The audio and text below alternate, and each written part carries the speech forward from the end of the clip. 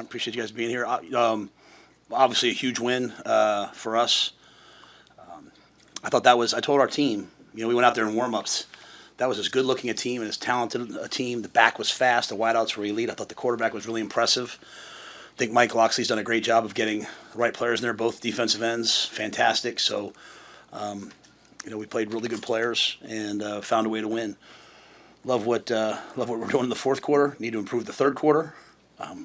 So I told our guys back-to-back weeks we had a 14-point lead and a 10-point lead.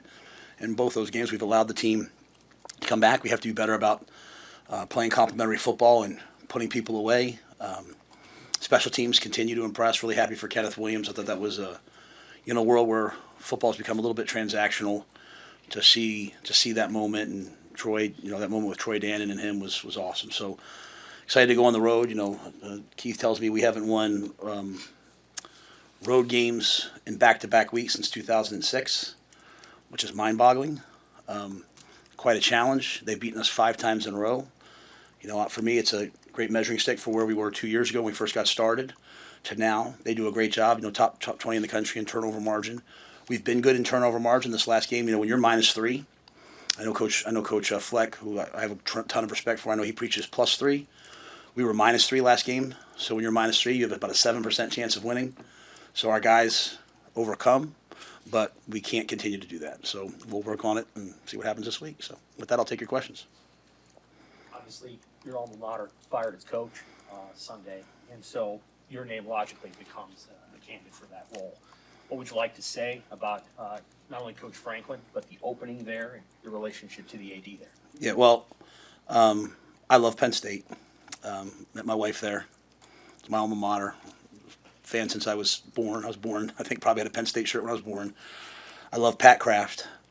And really sad to see Coach Franklin go. When you think about what he did for my alma mater, the program was in peril, right? I mean, the players, if people remember, like the historic sanctions, you could transfer out, you could do whatever you want. Bill O'Brien comes in, stabilizes it for 2 years. James takes over a program in disarray and gives stability, excellence, and to see videos of people like yelling at his kids, and I just don't understand why in our country now coaches are villains. How hard I worked in Carolina and the things that were said to me, or how hard I work here and some of the things that are said. Our coaches work here, how hard Sat worked last year. So I'm just really sad about that part of it. And people say, well, you make a lot of money. Making a lot of money doesn't make your kids feel good when they're hearing that. Make a lot of money. It's nice to make a lot of money, don't get me wrong, but still people. So I really respect James Franklin. Troy and I are in unbelievable relationship too. And Troy and I are in constant communication about this program and where we're headed. I came here for 2 reasons. I love the community here and wanted to live here, and I love it here.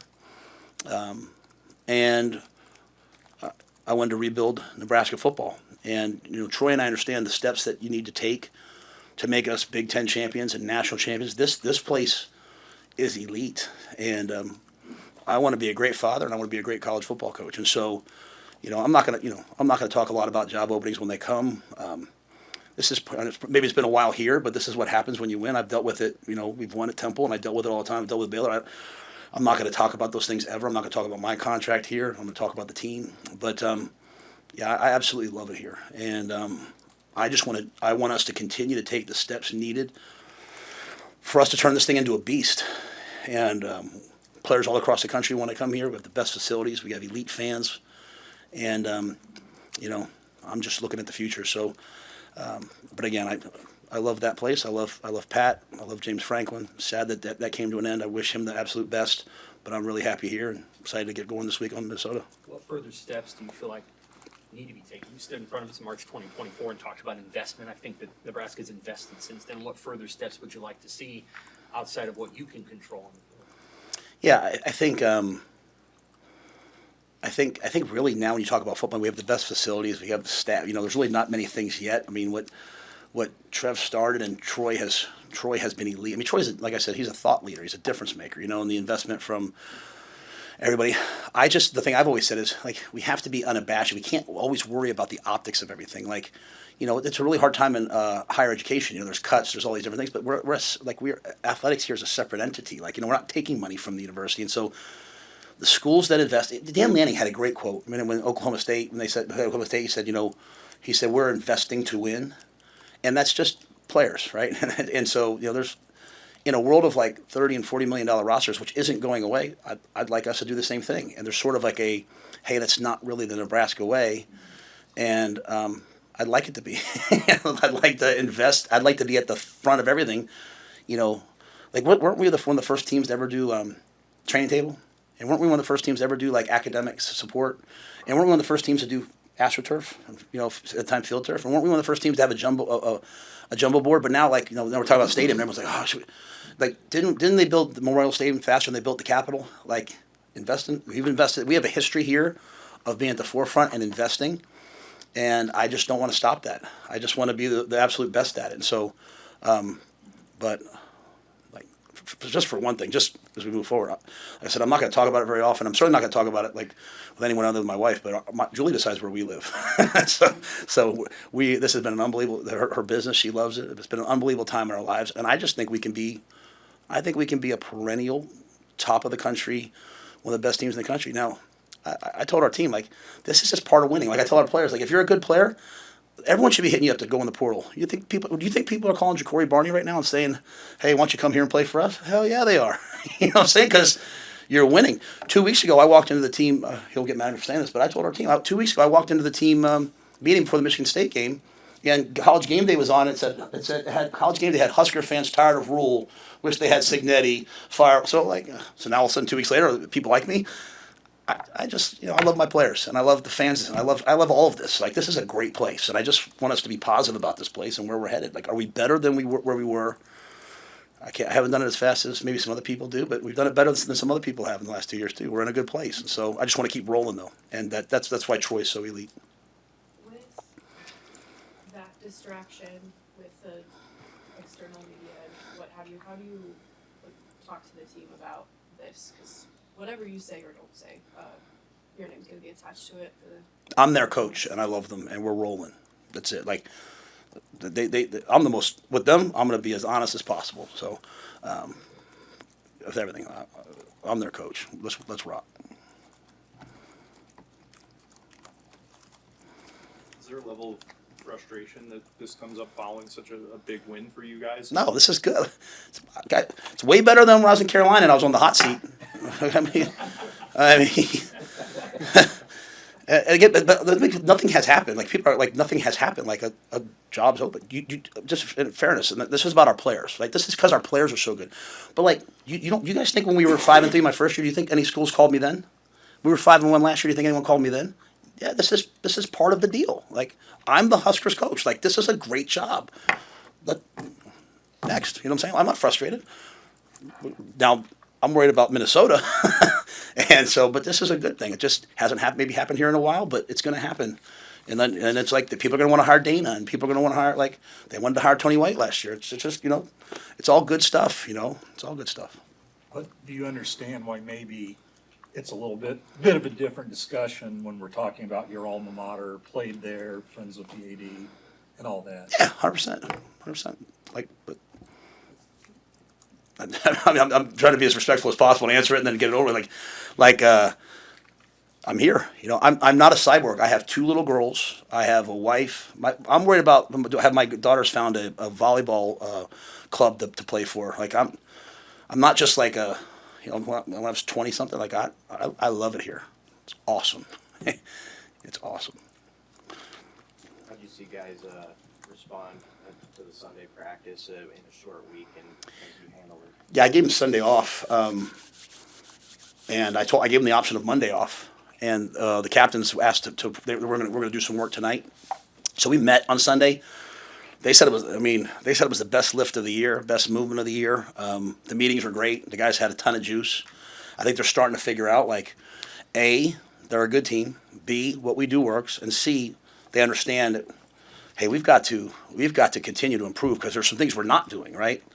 The football of it is, you can't continue to have I mean, a 10-point lead and a 14-point lead, and we give them up. That doesn't make any sense. And coming out of the half and not scoring a third, that doesn't make sense.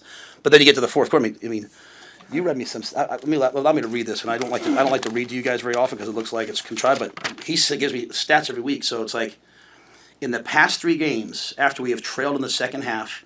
So once we're trailing, Dylan is 33 of 46, which is 71.7% for 357 yards, 3 touchdowns, 0 interceptions, and we've scored on 8 of our 12 drives. So my job is how do I put it all together to get us to be able to do that all the time. But I like a lot of things that we're doing. So I thought they were really good. We'll see how they are tonight. How'd you come out of that game physically? Because on that one drive, some guys went down on defense. Elijah, I know, went out at the end. Yeah. So Pritch, I thought Elijah Pritchett played a fantastic game. Even the one sack he gave up, like there was a miscommunication. He's supposed to have it chipped. Back went across, and so it was just like but it wasn't on Pritch. But the play he made on Isaiah's touchdown, and he went as long as he could. He rolled his ankle and just kept playing.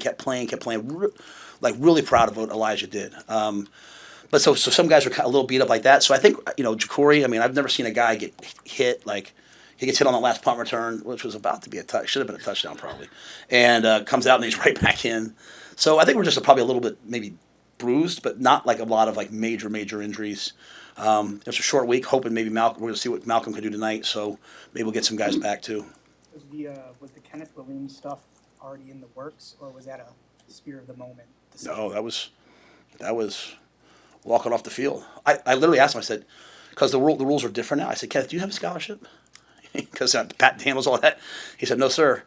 I said, that's right. I said, he doesn't have a scholarship. And then Troy, did what he did. So, because it's just the rules it used to be like 85 scholarships. Now it's like a percentage and aid, and it's like now it's like baseball, and it's an algorithm, and smarter people like Pat are doing that.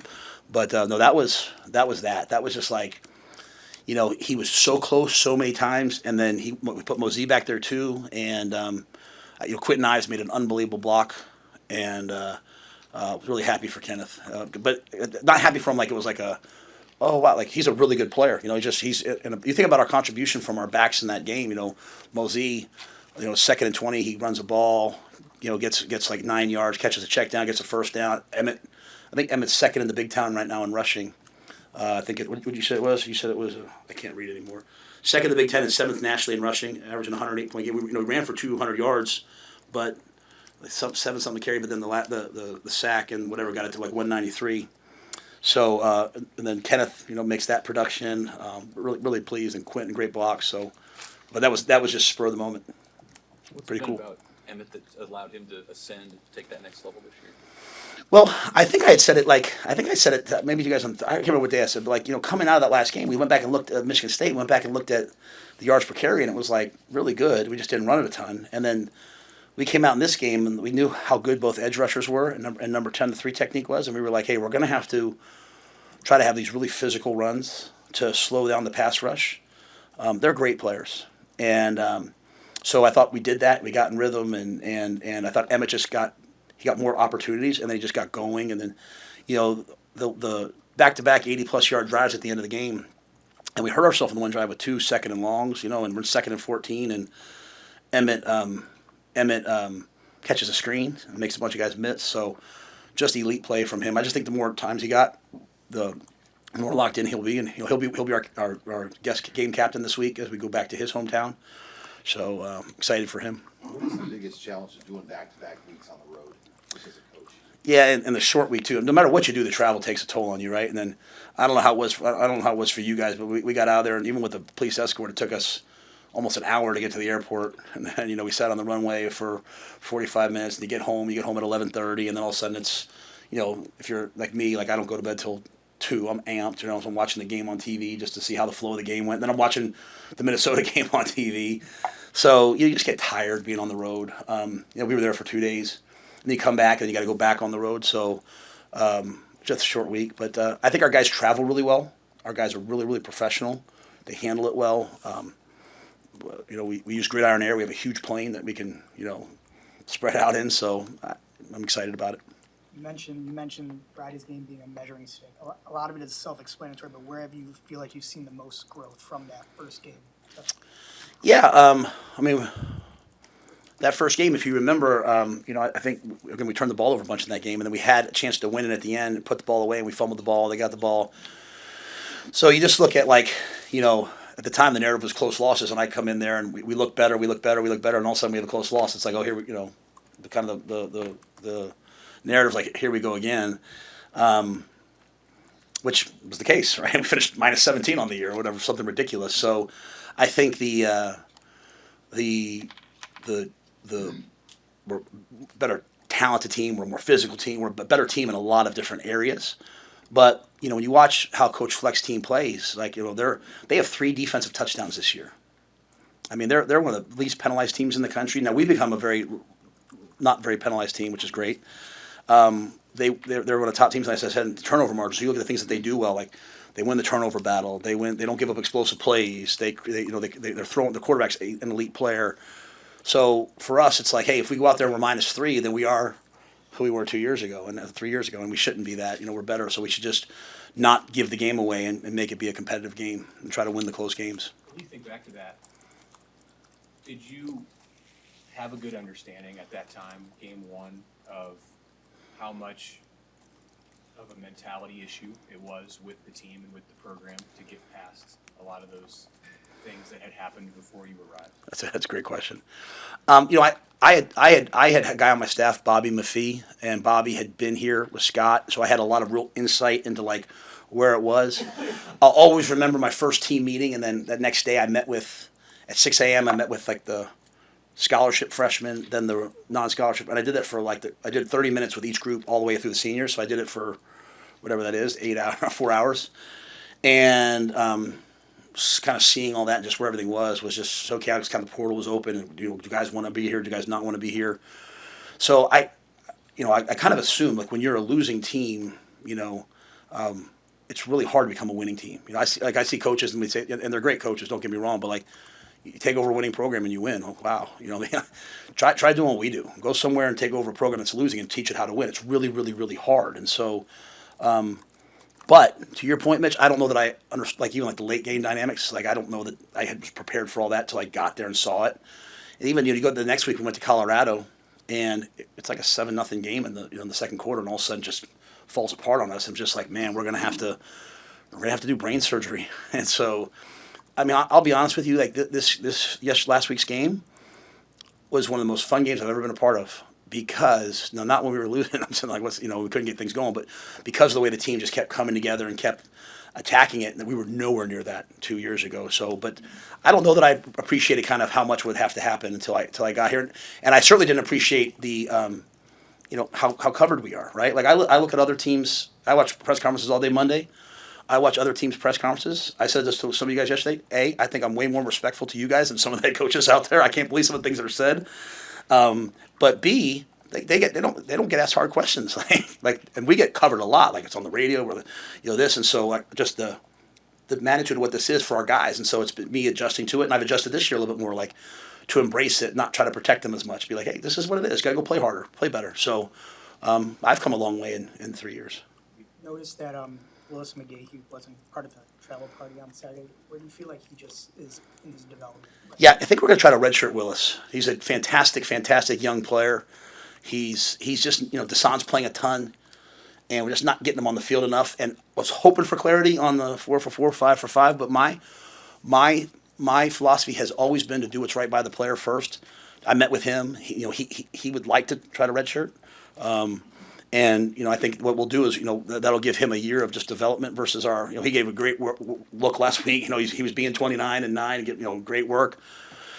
And then I think we just have a great young pass rusher in the pipeline for down the future. So and Dylan Rogers is coming on for us, and some other guys are coming on, so we feel like we can do it. Willis wasn't really playing on special teams, so we'll just continue to develop him. What have you heard recently on the stuff? That doesn't look like it's going to happen this year. I think it'll eventually happen, probably, but it just sounds like it's just not in the pipeline for right now. So, like it puts it like you look at like some of the situations we have. We got guys should I redshirt, should I not redshirt? Because they'd hate for them to also to pass 5-for-5 next year, and all of a sudden they could have played this year. So I just have to kind of leave it up to the guys and tell them the most that I know. Even in Malcolm's situation, he has a redshirt year. Is it a 5-for-5? Is he going to go to the NFL this year? What's he going to do? And so just trying to work with him in terms of what he wants to do once he's healthy. So we will, again, I do think that's why, our players have seen a lot of guys come into the program that come from other places. We've had players leave, and you see how they're doing, and it's like, you know what? I just want to do what's right for each kid, and so I think it's the best way to handle it. What are your thoughts on the Big Ten, just how unpredictable it's been? I mean, last week again, we saw a lot of games all over the map as far as what people thought and what actually happened. Yeah, I just think it's, I mean, it's like even the top when we do the top 25 voting at the beginning of the year and all that, right? It's like I just think we look a lot like we're thinking still how it was 7 years ago, 5 years ago. Like, well, this brand should be better than this brand, and the ability for players to change rosters and move, for coaches to be able to take teams with them when they leave and take another job, and just everything's in flux. And then, what type of football character do you have when you're kind of out of the CFP race? Does your team continue to play or not? Like, to me, so Dylan sits next to me on the bus.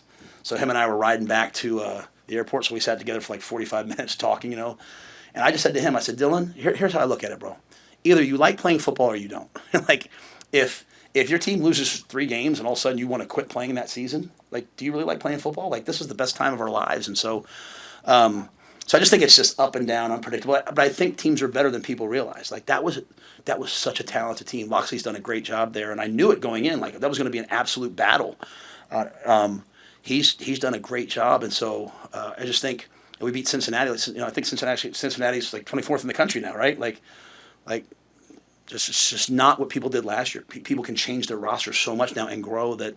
And then, like, to your point though, Sean, it's also week to week, right? I mean, like, whose team's focused, and in our conference, you're never gonna hear me complain about it, but the travel is a factor, right? I mean, like, flying across the country with a bunch of 18 to 22-year-old guys and trying to get them ready to play is a factor. It takes a toll on your body, and so, like, Washington had to go to Maryland and then come back and play on Friday night, like 6-hour trips each way, and they found a way to win, but they weren't great early against Rutgers, and then they eventually won. So it's just all a challenge. You spoke in the offseason about how Dane Key's a pro in his mindset. Did that kind of come to play in the last couple of weeks? He didn't have it catch that one game, and then what he did at the end of Saturday. Yeah, what I've loved about Dane is he like, our wideouts blocked like crazy this last game.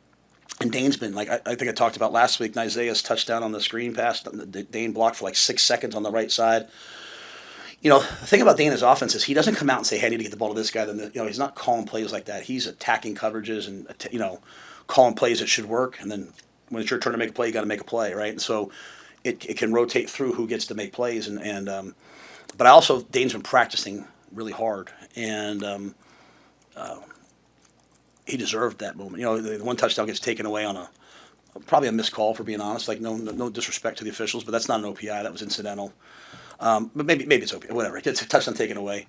What I loved is if you want to know why I love that kid, why I say he's a professional, if you go back and watch the TV copy or you watch on Instagram, whatever, the clip, he catches one-handed catch for that touchdown, and then he gets up and he sprints to the sideline to be with his teammates and to like not to celebrate, but to say, like, hey, we got to stop him and win the game. Like when you have guys doing that, I got Sierra talk to the team in the locker room after the game again. Like, Jacory gave the best halftime speech. I'm sitting there like, I don't know what to say. Like, I don't plan those things. I'm at halftime. I'm like, what should I say? What should I say? And Jacory gets up before I can start talking. He gives the greatest halftime speech probably I've ever seen. And the guys are losing their mind. Then all of a sudden I'm like, all right, guys, and they're like, oh, here we go. Like, what, coach? Like, so we came out in the third quarter. I probably ruined it. But so, I mean, we got such amazing leadership from our best players. Like, in the last huddle on the 4th and 6, I think it was a 4th and 6. Butler was doing a great job. He invented a defense right there because of what they were doing, right? And all the guys were in the huddle. And I had to make Dylan all leave the huddle because he couldn't talk. It was so loud. So we just have good brotherhood. And but Dane's, he likes to play football. So when the ball wasn't coming his way, he kept playing hard. I'm sure he wanted more touches, but then he got going this game. So The best game your offensive line played this year. say it one more time. The best game your offensive line played. Yeah, especially considering how good those guys were. And you go back to the last game. It looked, but they averaged like 6 yards of carry in that game too. I think Dana's figuring out and Donnie's figuring out what they do the best, like what they're really good at. Like I said, Gunnar. I wasn't sure if Gunnar was gonna be able to play on Sunday, and he plays the whole game. So Turner Corcoran, so proud of him. He's just basically been like the jumbo tight end, getting some reps here and there, and all of a sudden the game comes out, and he goes out there and closes out the game for us. And plays really well too. So I think that offensive line, I think they've done a good job. Like just shut up the noise and watch the tape. You know what I mean? Do what I do. Turn off your mute people you don't want to hear from. Turn off your DMs and just play football. And I think they've done a good job of that. And when you're an offensive lineman, people don't really say, hey, you played great. They only talk about when you don't play great, and so that's kind of the nature of the position. It's like corner, unless you get a pick. They only talk about when you get beat. And so I thought, Sam, I thought they did a good job. Again, I thought they did a good job of moving the line of scrimmage and slowing down the rush with the run game. And I thought our tight ends played the best game. We used Caden Echternock some in the run game. We use Lindenmeyer in the run game, and then not many people have talked about the play. When I say not many people, I don't know what you guys are talking about. I'm saying, but I don't think I've talked enough about the catch Heinrich made at the 3-yard line. The one-handed catch was, and then the catch Luke made in the back of the end zone. As Sat said, he's like, our tight ends, they're like the watchmen. They're just here. We're here when you need us. If you guys need us to tell you how to play, let us know. But those are huge scramble effort plays. But yeah, I thought the offensive line played a really, really great game. When did Dana and Donnie and maybe even Sat start to dial that in and figure out, okay, this is what we're going to do, and it started to look a little bit different? In terms of Was it after the Michigan game? Was it during the Michigan State game? Because it looked good on America, I guess. Yeah, the interesting thing, if you go back to the Michigan game, right? It got ugly early, first third down, it's a sack, boom, right? But then, you watched, we're in 2 minutes before the half, we went through the Hail Mary, we're blocking everybody, the drive before that, and then the end of the game. So my point, I showed them you did block them. So if you did block them, you have to be more consistent with blocking them. We stood up in one-on-one situations and blocked them in pass pro. So we're capable of it. So I think even through the midst of that, and then get out of the Michigan State game, but I do think, to your point, I'm trying to answer your question here. I think that they're realizing hey, we can do these are the runs we're better at. You know what I mean? We're really good at this. We're really good at that. Hey, maybe we're not as good as this. And so just kind of morphing into who you are in the middle part of the season. I mean, we're 5-1, so I can say it, right? But I do have 3 new coordinators. They have to learn how to adjust to me. I have to learn how to adjust to them. They have to learn how to work together. And so there's a lot to that. That's why you don't want a lot of turnover every single year. But we had what we had, and so I think we're kind of settling in probably at all positions. What can you take from the stretch of play after your 5-1 start last year, when you then lost 4 in a row? What can you take from that that's applicable to these 3 or 4 weeks ahead? Yeah, well, we were just such a different team last year, so I think we're in a way different place. And I think we went through what we went through last year, so we don't go through it again this year. Last year we played the brand every week, so we're oh, it's Indiana, are they good? And then we went there and we got our tails kicked, right? And then Signetti told us about it after, so you had to eat that one, right? And then the guys all regrouped and we handled it, and we went to Ohio State. We played a game that we came within a play of beating the number 1 team in the country. Go back and look at their stretch down the road. We're the only team that played them close. And our kids knew they were playing Ohio State, and they knew they had to lock in, and they locked in. But then we come back home and play UCLA, and UCLA was a talented team. But if you guys remember, I kept saying, hey, guys, this is a good team. And we didn't play great against them, and then we thought we settled down at the end. Brought Dana in, we went to USC. So with all that being said, our focus this year has been just worry about us. Stop worrying about who we're playing. Stop worrying about the other team. And if you do worry about their team, watch the film. Don't listen to this was their record last year. They only beat this. Stop with all that stuff and just look at the film. Well, what does this guy do? And so, but yeah, we were 5-1 last year. We went on the road. We were the number 25 team in the country. We went on the road. We wore all white uniforms on the road, and we played a game. We're 5-1 this year. We're the number 25 team in the country. We're going to wear all white uniforms Friday night. We're going to go play Minnesota. Coach, Play better. you talk about the Husker faithful. You touched a little bit on it after the game. For you, you've coached at a lot of places. You can hear the Go Big Red chants on the TV broadcast. Where does this rank for you as far as just passionate fan base and what they help you guys do on the field? There's no place like Nebraska. The locker room in Maryland is so small. There's not even a training room in the visiting locker room. So all of our coaches, we all sat outside. We actually did our halftime meetings outside. You couldn't meet inside. So I sat out in the grass and talked to Dana for an hour. And before they would let the people in the stadium, you could hear them chanting "Go Big Red" outside before they came in. So it's unlike any other. It's unlike any other, and that's why for me to tell the players, "Hey, go back out and thank the fans." I mean, people pay their hard-earned money for that. And so if you listen to me, sometimes well, Coach, you always say about just block. My thing is the fans, not the Twitter accounts, right? Not what people are saying to you on social media. I tell our guys, don't listen to social media, but the people. I've never had anyone say anything rude to me since I've been here. I've never had someone say that. Well, I actually have watched Michigan. I went to watch my daughter swim at the Vanny, and this little kid, 15-year-old kid, said to me, "Hey, what happened against Michigan?" I said to him, "You're lucky you're not my son, buddy." But like no one says like even some things. Some of the tweets you guys say in game. Sometimes they show it to me. They're a little bit mocking, a little bit but no one says it to you in your face. So my thing is like, hey guys, like I'm going to be respectful to everyone. You're going to be respectful to everyone. Who's respectful to us? And the fans showed us unbelievable respect, passion by coming out there and being there. Like my family sits in the stands on it. You know, my two daughters sit in the stands, and like you can't do that everywhere. But we can do that in Nebraska because the people here are the best people in the world. Right? So, but our fans are elite, and so we go to Minnesota.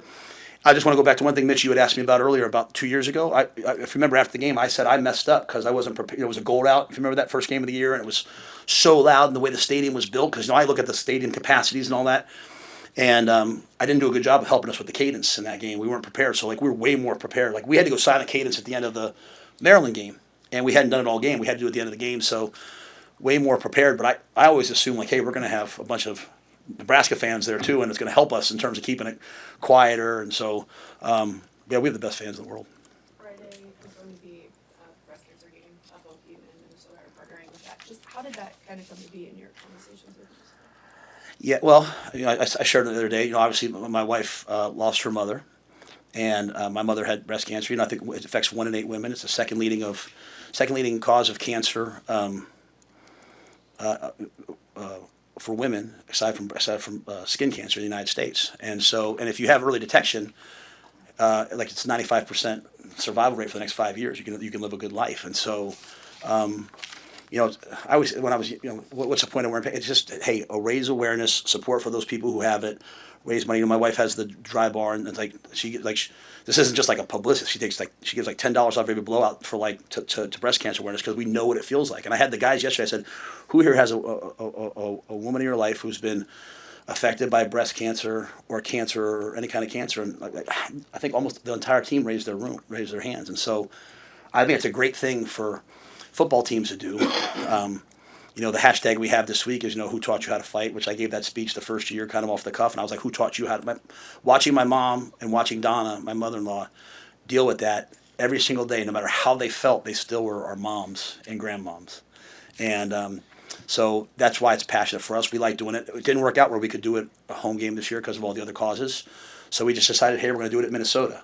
Dylan really wanted to wear, he asked me because he was still mad about the Indiana game, can we wear all white on a game this year? And I said, if you win all white, you're going to have to win, because every time we wear all white, people say, I said, you have to win the game. You have to play great. The uniform doesn't affect how you play. I know. So we'll do some pink accessories this week. We'll wear all white. But really, to me, it's about, who in your life taught you how to fight. And I respect PJ Fleck so much, and I respect Heather Fleck so much that I texted him and said, hey, this is what we're doing. And he said, you want to partner with us? And he wanted to partner with us because it's bigger than the outcome of the game. And so both teams are doing it. It's two classy college football programs coming together for a cause bigger than just football. And then once the game kicks off, we'll go play football. Right? The team that plays the best will win. But I appreciate you asking me that. That's why it is. And I think it's a worthwhile cause. Anything else? All right. Thanks, guys.